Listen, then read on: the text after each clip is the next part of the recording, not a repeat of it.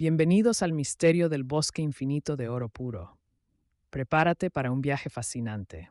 Este bosque esconde secretos que pocos se han atrevido a descubrir. ¿Te atreves a ir más allá? En lo profundo dicen que se encuentran árboles hechos de oro puro, brillando como tesoros escondidos. Pero no se trata solo de belleza y riquezas. Hay leyendas de seres vigilantes protegiendo este santuario dorado. Cuentan que aquellos que respetan la esencia del bosque reciben visiones de sabiduría y paz eterna. Sin embargo, los que buscan solo el oro nunca vuelven a ser vistos. ¿Qué harías tú al encontrar el bosque infinito de oro puro? Reflexiona mientras escuchas su historia.